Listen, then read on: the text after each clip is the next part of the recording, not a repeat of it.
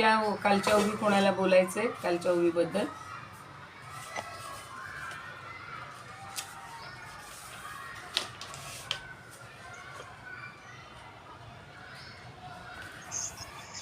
अविद्या नाशी आत्मा ना. हा 41. हा अविद्या नाशी आत्मा ऐसी नव्हे प्रमा. नाही कशातलं घेताय तुम्ही? कितव्या प्रकरणातलं?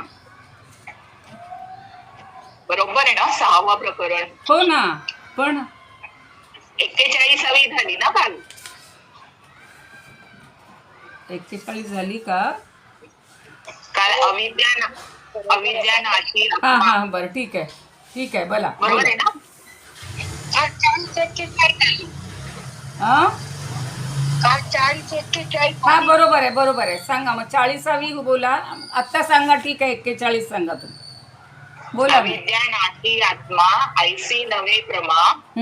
सूर्या अंगी समा जया परी. बर, छान. अविद्या आत्म्याचा नाश करते असे घडत नाही. हे म्हणजे सूर्याच्या अंगी अंधार असण्यासारखे आहे. अविद्या आत्म्याचा नाश करते ही धारणाच मुळी पूर्ण चुकीची आहे. अविद्या कधीही आत्म्याचा नाश करू शकत नाही. आत्म्याच्या मनाच्या कोणत्याही अवस्थेशी अजिबात संबंध नाही आत्म्याचा. मग तो अविद्येच्या प्रभावाखाली कसा येऊ शकतो? हो नाही. अविद्येमुळे मन, बुद्धी, अहंकार आणि चित्त देखील मर्यादित होऊ शकते. पण मनोमय कोशांच्या या पैलूमध्ये आत्मा जोडलेला नाही. अविद्या आत्म्याचा नाश करते असे म्हणणे म्हणजे सूर्याने स्वतःमध्ये अंधाराला सामावून ठेवल्यासारखे. सूर्याच्या ठिकाणी फक्त प्रकाशच आहे. तसंच आत्मा स्वयंप्रकाशित शुद्ध तत्व आहे. त्यात अविद्या असू शकत नाही. बरोबर. आता त्याच्या आधीचा एक झाला होता ना 40वा ना. हा 40वा सांगते मी. सांगा. काहीच जरी आहे तरी निर्धारू का नस आहे. वरी घटा भावे भोये अंकित दिसे. अविद्या ही अभाव रूप आहे. तिला विशिष्ट रूप नाही की स्वरूपही नाही. त्यामुळे विचारापुढे ती टिकत नाही. खरेखुरे रूप असते तर ती विचारापुढे टिकली असती. बरोबर. तिचे अस्तित्व विचारांच्या पलीकडे गेले असते. परंतु तसं होत नाही. हे सांगण्यासाठी ज्ञानदेव एक दृष्टांत देतात. तो असा की घट मातीपासून तयार होतो. घट जमिनीवर ठेवला काय किंवा तिथे ठेवला नाही तरी जमिनीवर त्याचा काही परिणाम होत नाही. बरोबर. घट अभावरूप राहिला म्हणून मातीचे मी पण संपत नाही. जमीन अबाधितच राहते. अविद्या ही अभावरूप आहे. त्यामुळे ती विचारापुढे टिकत नाही असं ज्ञानदेव सांगत आहेत. बरोबर. छान. म्हणजे आता आजही मी वाचत होते एक तुम्हाला जे म्हणलं मागे मुक्ताबाईंचं चरित्र म्हणून दिलंय. पण त्याच्यामध्ये त्यांनी पहिला सगळा पार्श्वभूमी सांगितलेली आहे. तर ती काही मी आत्ता इथं सांगत नाही. म्हणजे त्यांच्या मातापित्यांना जो सगळ्यांनी त्रास दिला आणि देहांत प्रायश्चित्त दिलं ते सगळं कसं खोटं आहे, ते कसं चुकीचं होतं असं सगळ्या आता जे ग्रंथ म्हणजे त्यांनी ज्या ग्रंथांचा अभ्यास केला त्या ब्राह्मणांनी म्हणत होते. तर ते एखाद्यावर किती अन्याय होऊ शकतो त्याचं ते उदाहरण होतं. पण त्याच्यात त्यांनी म्हटले की ज्ञानदेवांनी या अविद्येला आता नाही, अमृतानुभवामध्ये अविद्या नाहीच हे जे सांगितलेलं आहे ते स्पष्ट तिथं थोडंसं त्यांनी बोलले होते. त्यामुळे तेवढं एक वाक्य मला पटलं की कालपासून किंवा आधीपासून आपलं जे आता अविद्या चाललेलं आहे की अविद्या ही नाहीच आहे. आत्मा हा ज्ञानच आहे. आत्मात्मरूप म्हणजे ज्ञानरूप आत्मा आहे. त्यामुळं अविद्या नष्ट होऊन मग त्या आत्म्याला समजून घ्यायचं असं आत्म्याच्या बाबतीत होऊ शकणार नाही. जसं सूर्य म्हटलं की फक्त प्रकाशच आहे. आता पुढची ओवी बघूया 43वी. बहुतापरी ऐसी अविद्या नाही या पैसी, आता बोलू हातवसी कवणावरी. 42वी. 42 झाली म्हणले नाही, हा राहिली. हे अविद्या तरी मायावी, बरोबर ती राहिली. हे अविद्या तरी मायावी, मायावी पणची लपवी, साचा आली अभावी आपुला हे. आता मायावी शब्द मायावरून आला की नाही, म्हणजे जादूगार वगैरे जसे शब्द आहेत तशी ही. तर अविद्या कशी आहे, अविद्येचंच दुसरं नाव आहे खरं माया. आणि आता ही मायावी म्हणजे भ्रम निर्माण करणारी, माया निर्माण करणारी, भ्रमोत्पादक किंवा जे नाही. साचा आली अभावी म्हणजे ती असताना खरी वाटते, ती खरी वाटणारी आहे. साचा म्हणजे खरी. म्हणून काय म्हणलं, पहिली ओळ बघा, अविद्या तरी मायावी, मायावीपणाची लपवी. पण ती काय करते, आपलं मायावीपण लपवते. आणि साचा आली अभावी, वास्तविक ती अस्तित्वात नाही आहे. साचा म्हणजे खरी नाही आहे, पण अभाव असताना सुद्धा ती खरी आहे. आपुला आहे म्हणजे ती खरी आहे असं दाखवते, भासवते. म्हणजे खूप जण बघा, परिस्थिती अगदी बेताची असते पण वरवर सगळा शो करतात, आम्ही किती श्रीमंत आहोत. विशेषतः मुलगी आपल्या घरी चांगली यावी, श्रीमंताची यावी किंवा बऱ्यापैकी यावी म्हणून असं सगळं खोटं हे करतात, आणतात. तशी ही माया आहे की ही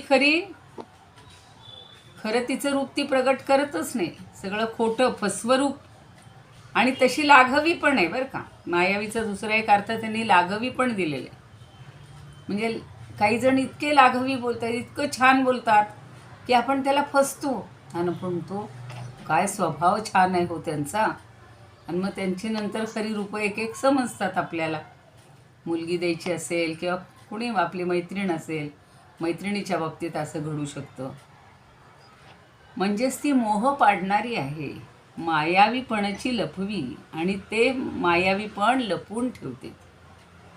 फसवेगिरी तिची दिसूनच येत नाही. म्हणजे अगदी काय म्हणतात ना, संभावित म्हणा किंवा अगदी सहजगत्या दुसऱ्याला फसवण्याची जी काही किमया असते त्याला मायावीपण म्हणायचं. आणि साचा आलं अभावी म्हणजे ती खरी नसताना सुद्धा, त्याचा अभाव असताना सुद्धा ती खरी आहे असं भासवते. साचा म्हणजे खरी आणि अभावी म्हणजे अभाव. म्हणजे अभाव असताना मुळीच जी नाही गोष्ट ती अगदी भासवायची. किती छान करतात देखावा, असे पाहिलेले आहेत बरं का एक एक उदाहरणं आपण, की काहीही नसतं पण बाहेरून मात्र भोपका सगळा घरात जाऊन. आता मागे मी असंही ऐकलं होतं की लग्नामध्ये सुद्धा एवढे दागिने घालायचे तर ते एकतर भाड्याने आणायचे, तात्पुरते घालायचे, लग्न झालं की 2-4 दिवसांनी परत देऊन टाकायचे. म्हणजे हा सगळा असा देखावा जो म्हणतात ना, आणि लोकांना वाटेल काय श्रीमंत आहे तो, कधी घरामध्ये हे. तसं आता ही माया तशीच आहे की खरी अस्तित्वात असलेली खरी गोष्ट ती लपूनच ठेवते, आहे असं भासवते. म्हणजे शंकराचार्यांनी जो वेदांतामध्ये माया शब्द दिलेला आहे ना, तोच हा अविद्येसाठी आहे. अन्यथा भास दाखवते म्हणून तिला माया म्हटलं जातं.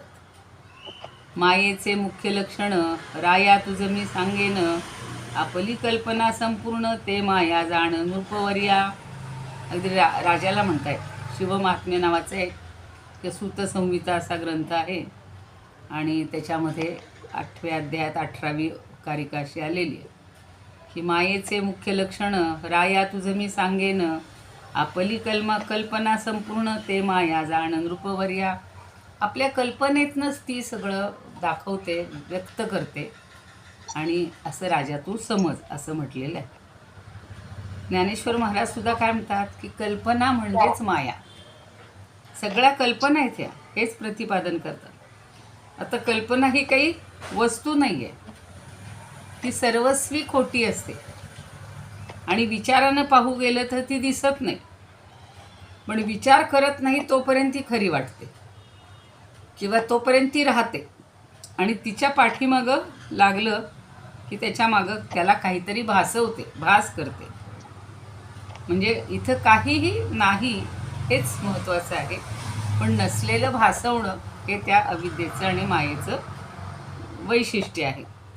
तर अशी ही काय म्हणतात ना, बोलाचाच भात बोलाचीच कढी. काही जण इतकं आपल्याला मोहात टाकतील, अहो राहणं असं काय करता, 4 दिवस आम्ही तुमच्यासाठी एवढी तयारी केली अमकं तमकं, आणि प्रत्यक्षात काही तिथे नसतं. आता याच्यात अजूनही कोणी कोणी काय काय म्हणतात बघूया.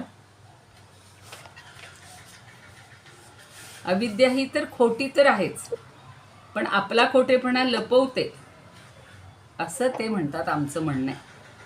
आणि यावर सिद्धांती म्हणजे जे सिद्धांत सांगणार आहे ते म्हणतात की अविद्येचा अभाव हा तुमच्या म्हणण्यावरूनच सिद्ध झाला आहे. आता ही मायावी म्हणजे खोटी आहे, पण आपला खोटेपणा ती लपवून ठेवते. अभावरूप असून सत्यरूपाने भासते. मिथ्या पदार्थ मिथ्या रूपाने भासतात, म्हणजे मिथ्या रूपाने भासतच नाही. नेहमी रज्जू आणि सर्पाचं उदाहरण लक्षात ठेवायचं की त्या क्षणी इतकं खरं वाटतं, इतकं खरं वाटतं की हातापायाची गाळण उठते. काही जण तर म्हणजे मागे एकदा एका आजींना हे झालेलं होतं, सर्पदंश झालेला होता. डॉक्टरच होते त्यांचा पुत्र, आणि सगळं गाव लोटलं बघा, ते गावाचे डॉक्टर असल्यासारखं. आम्ही सुद्धा गेलो होतो, रात्रीची वेळ होती. मग तेव्हा ते सांगत होते की आता खरंच ते मुलगाच होता डॉक्टर म्हणून ते सावरल्या, पण काही लोक अक्षरशः त्या शॉकनीच मरूनच जातात. मला साप म्हणून चावला म्हणजे गेलं, संपलं. इतका तो साप आणि दोरीचा हे असतो दृष्टांत जो सांगतात, तो ज्या वेळेला अंधारात माणूस एकटाच चाललेला असतो त्यावेळेला ते अगदी खरं वाटतो आणि गाळण उडते, अंग थरथर कापायला लागतं, फार घाबरून जातो तो आणि आरडाओरडा करतो, या या साप साप साप. आणि 4 लोक आले की मग लक्षात येतं. पण पहिलं जे इम्प्रेशन असतं किंवा पहिला जो माणसाची प्रतिक्रिया असते ती खरं आहे समजून असते. तशी ती माया, पहिलं जे तिचं रूप असतं ते खरं वाटतं आणि नंतर कळतं की हे सगळं तिचं खोटेपणा आहे, किंवा हे लपून सगळा खरेपणा लपूनच ठेवलेलं असतं. आणि खोटेपणा हा भासत नसतो, खोटेपणा लपून ठेवलेला असतो, म्हणून तिला मायावी म्हणतात, अविद्या मायावी. आणि ती आपला मायावीपणा पण लपवते बघा. असे काहीतरी नाटकं होती पूर्वी, किंवा एक कसं हे आठवतं की चेहरे किंवा त्याच्यावरनं असं काहीतरी एक होतं बघा नाव त्याचं, मुखवटे वेगवेगळे धारण करायचे, खोटे खोटे. मग ती काय करते, जार कर्म करते, पण तिचं जारीणी पण कळू देत नाही. आणि सत्यपणानं मिरवत राहतात. म्हणजे जे खरे लोक असतात ना ते एवढा दिखावा करतच नाही, पण ज्यांचं खोटं असतं ना त्यांचा देखावा सगळ्याच्या बाबतीत, दिसण्याच्या बाबतीत, बोलण्याच्या बाबतीत, सगळा पेहराव त्यांचा. आणि म्हणून इथं असं म्हणतात की ज्ञानेश्वर महाराज ओवीच्या उत्तरार्धात सांगतात की ही अविद्या मायावी आहे, या तुमच्या म्हणण्यानंच तिचा खरोखर अभाव आहे हे सिद्ध होतं. सांगणारे विरोधक जे आहेत ते म्हणतात की नाही ही मायावी कशी आहे, आपलं अविद्या कशी आहे, तर मायावी आहे. जेव्हा तुम्ही असं म्हणताय तेव्हाच कळतं की ती खोटी आहे, मग कशाला तिचं अस्तित्व स्वीकारायचं. अशांचं अस्तित्व स्वीकारूच नाही किंवा असं मान्य करूच नाही. ज्ञानदेवांचं हे मत आहे की अविद्या ही मायावी आहे, मूलतः मायावी आहे, पण ती आपलं मायावी पण सहज लपवत असते. आणि सत्यस्वरूप म्हणून जो आपल्याला भासतं तो सुद्धा तिचा अभावच असतो. म्हणजे ही अविद्या लबाड आहे. लबाड हा शब्द छान वापरलेला आहे. म्हणजे आपण नसून सुद्धा आपलं अस्तित्व ती प्रगट होते. काही बघा खोटे सर्टिफिकेट्स आणून ठेवतात. हल्ली तर सगळं बनवता येतं ना त्याच्यावर, आणि प्रगट झालेलं पुन्हा ती रूप लपवते. समजा काही एखादं व्यक्त व्हायला लागलं की हे सगळं खोटं आहे, तरी पुन्हा ती ते आपलं सगळं लपवून ठेवतील. आणि जो ज्ञानी आहे त्याला अविद्या म्हणजे काय हे ठाऊकच नसतं, कारण अविद्येच्या कक्षेत तो नसतोच. आणि जो अज्ञानी आहे त्याला मात्र अविद्या असं म्हटलं जातं, किंवा त्याला अविद्या म्हणजे काय हेही कळत नाही. कारण रूप आणि स्वरूप हे ध्यानातच येत नाही. रूप खरं कुठलं आहे, स्वरूप खरं कुठलं आहे हे कळत नाही. म्हणून मृगजळासारखीही प्रगट होत असते असं त्यांनी म्हटलेलं. आपण आता संस्कृतचं आहे का पुस्तक,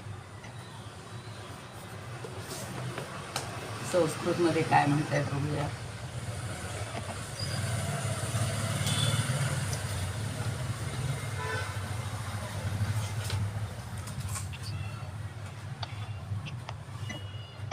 मायाविनी त्वविद्येयं न परम तद्विलुंपती. मॅडम हो आता त्या श्लोक ओवीचं काय करू. सूर्याला काळोखच माहित नाही. हो सूर्याला आता आता जे सांगितलं हा सूर्याला काळोखच माहित नाही. हो मग काल परवा तेच झालंय ना. हो ना. कसं करतात हा हो ते सांगाले. तर अज्ञानाला अविद्या माहीतच नाही. हो बरोबर आहे. ठाऊकच नाही.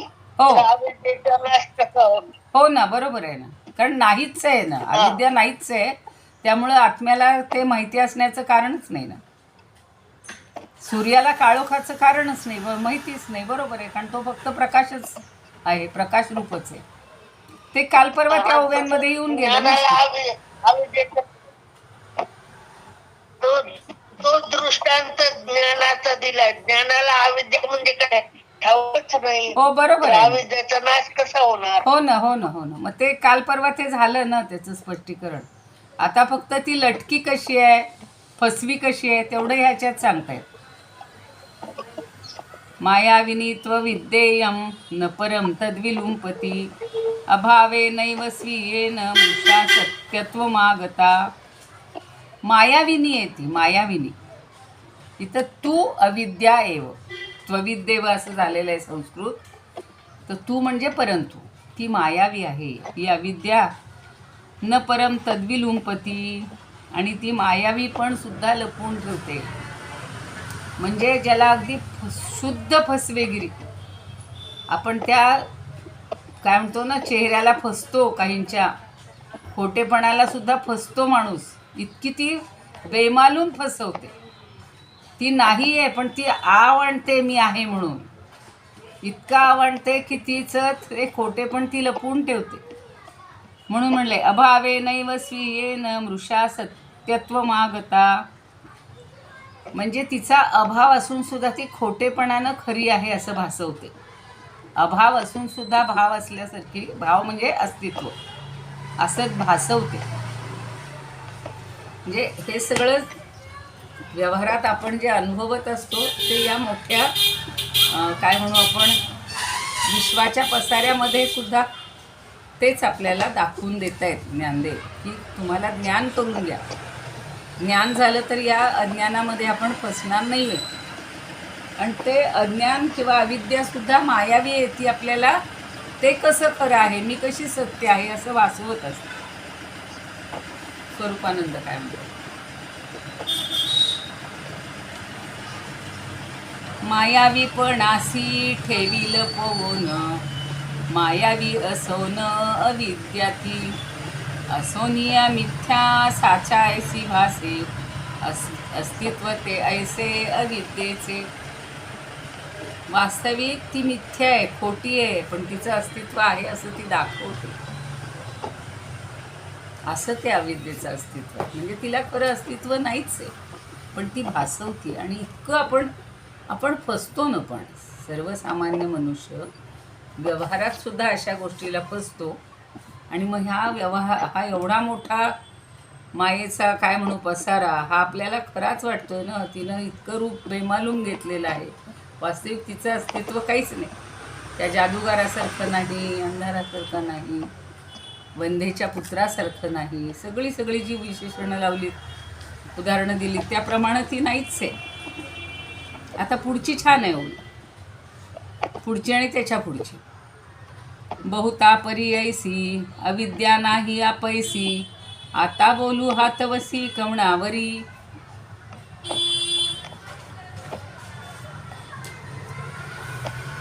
बहुतान परी ऐसी.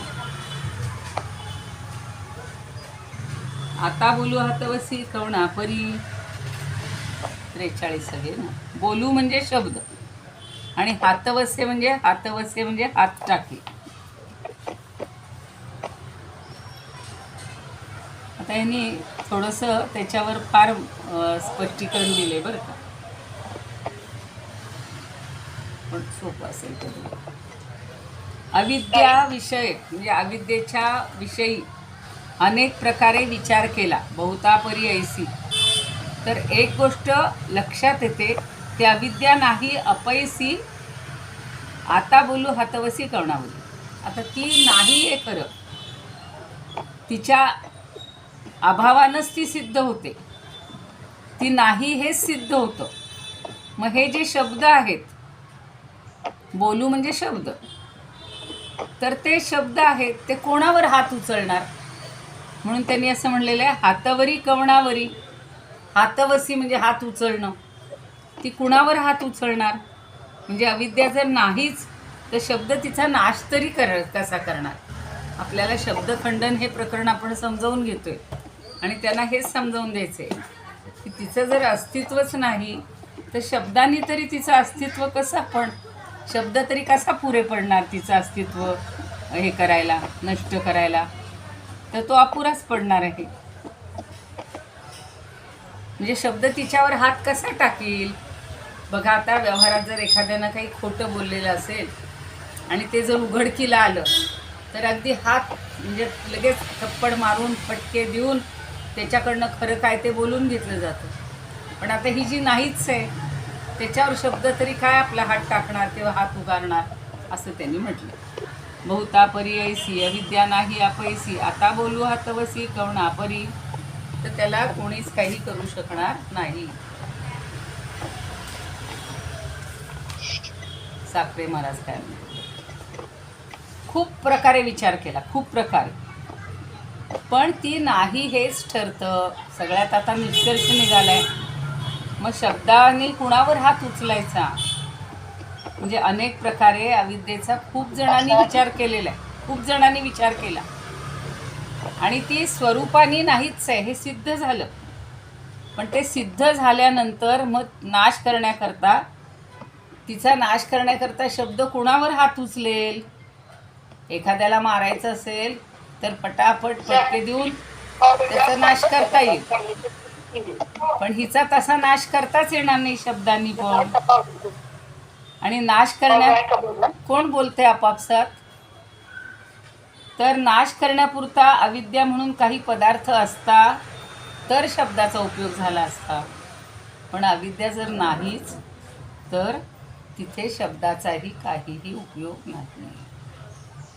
बोलूनही काही उपयोग नाही, कारण सगळे शब्द व्यर्थ जाणार आहेत. कितीही बोला किंवा शब्दांचा मार म्हणतात ना, शाण्याला शब्दाचा मार असतो आणि मूर्खाला जोड्याचा. आता इथं तर ती नाहीच आहे, त्यामुळे शब्दांचा मार तरी कुणाला द्यायचा. आता हे समजावून देण्यासाठी पुढं पुन्हा दृष्टांत देत आहेत. बघू आपण दूत महाराज वगैरे काय म्हणतायत जरा.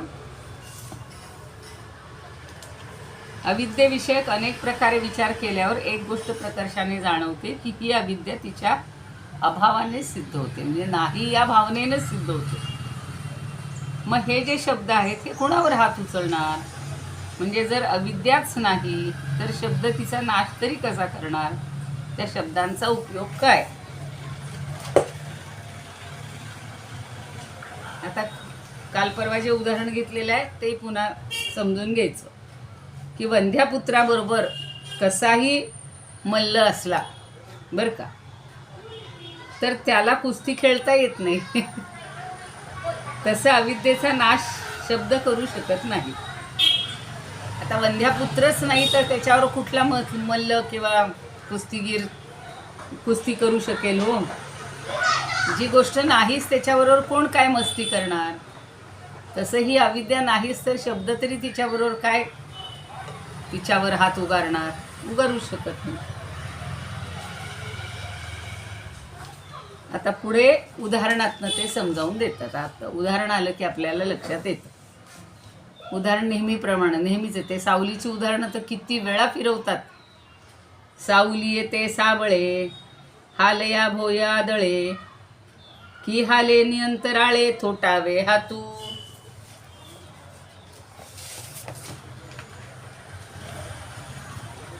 सावलिया सावळे. आता सावली जर असेल आणि तिच्यावर जर काही हालया भोया आंधळे, सावळ म्हणजे पहार असा पहारेचा अर्थ आहे बरं का, पहार म्हणजे सावलीला पहारेनं आघात करायचं. आणि हालया म्हणजे हा घाव घातला तर काय होईल, भोय आंदोळे. भोय हा शब्द कालही गेला होता. भोय म्हणजे भूमी, आंदोळे म्हणजे हालते, पिस्कादर जास्त बसतो. कुठे, अंतराळे. अंतराळे म्हणजे आकाशात. का हालवून हालेनी अंतराळे थोटावे हातू. पण हाताला काय होईल, मोठ्या पहारेनं जर असा मोठा आघात केला तर ती नाहीच आहे ना. सावलीवर जर प्रहार केला तर काहीच नाही, उलट हात मात्र थोटा होण्याची शक्यता आहे. हात थोटा होईल आणि त्या पहारेच्या मोठ्या काय म्हणू आपण वजनामुळं. म्हणजे पहार मारली तर तो सावलीला न लागता जमिनीवरच आदळतो, म्हणजे जमिनीला हे होईल. किंवा आकाशाला मारली, हातानं मारलं तर तो हात थोट्या, आकाशाला हातानंच, पहार नाही घ्यायच्या, जोरात लगावून द्यायचा आहे. तर हातानंच जर मारलं तर तो हात थोट्यासारखा होतो. म्हणजे थोट्या हाताने जसं मारलंच जात नाही, त्याप्रमाणे आकाशाला मारताना हात असूनही तो थोट्या हाताप्रमाणे कुंठित होतो. कारण कुठे तडाखा बसणार, समोर काही असेल तर तडाखा बसतो. तर आज जे उदाहरण दिलेलं होतं की धृतराष्ट्राने त्या भीमाला ठार मारण्याचं ठरवलेलं होतं. एवढी धृतराष्ट्रामध्ये काय 10,000 का 1,000 हत्तींचं बळ होतं.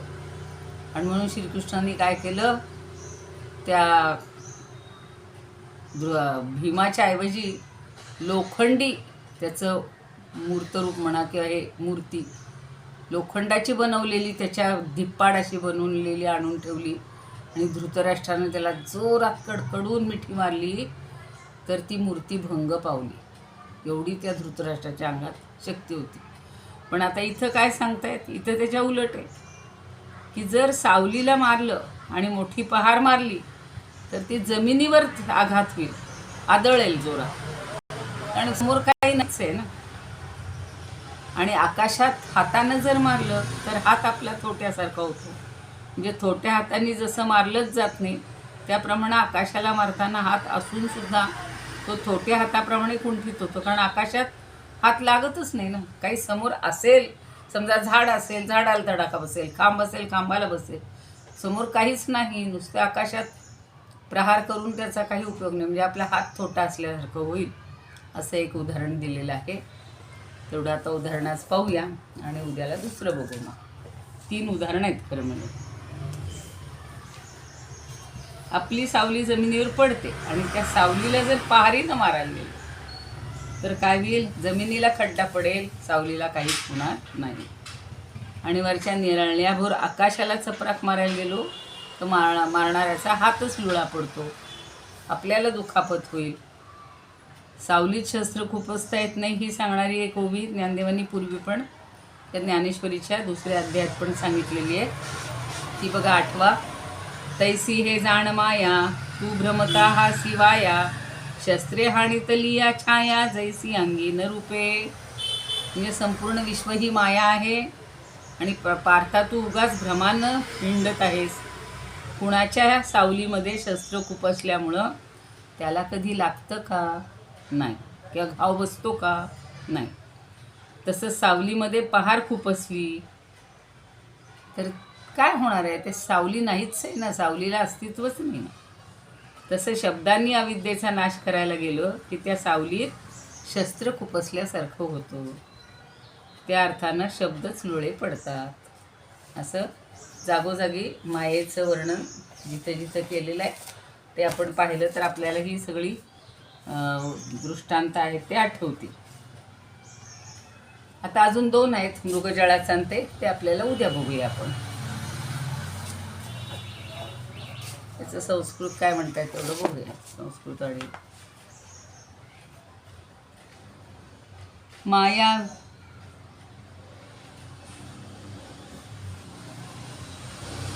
इत्थं बाहुल्य भावेन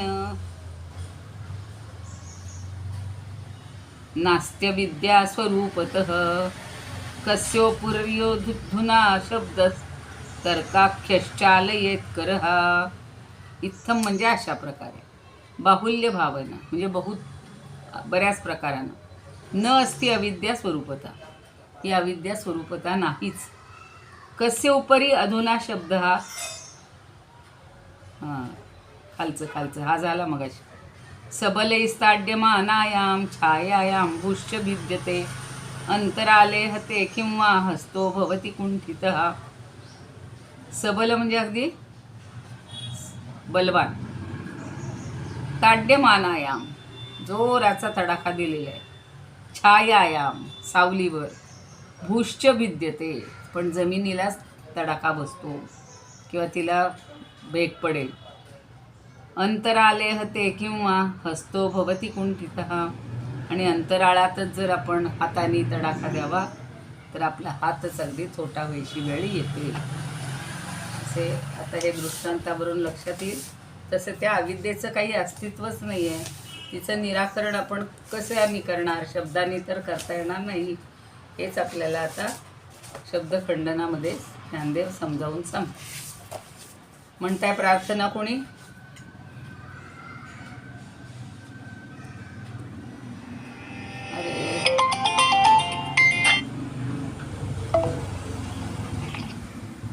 मी म्हणू का? म्हणा म्हणा म्हणा.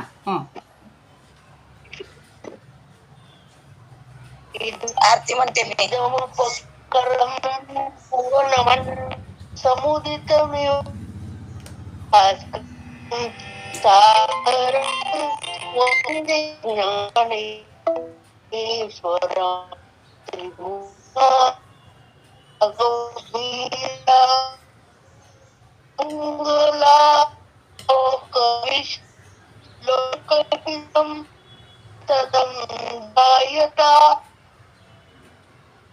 येन ज्ञानेश्वरी विरचिता. आवाज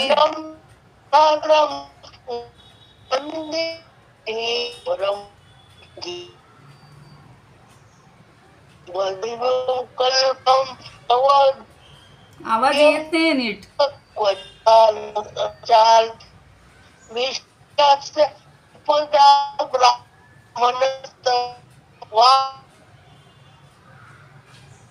वाग्यज्ञेन चेन भूषितम्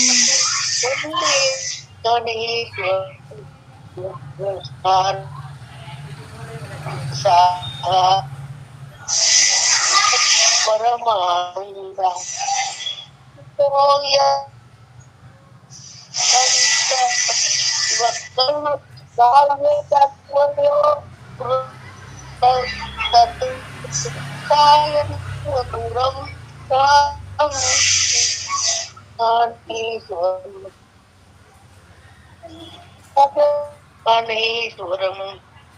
प्रतिज्ञा महादेव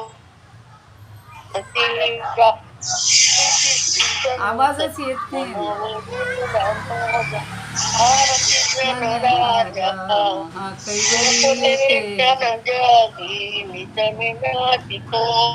अवतार पांडुरंग नाते ज्ञान आरती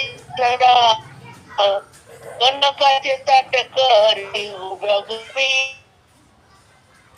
नारद तुंबरु हो समगायन करी आरती ज्ञानराजा महाकैवल्य तेजा जेविती साधू संत मनवेदना माझा.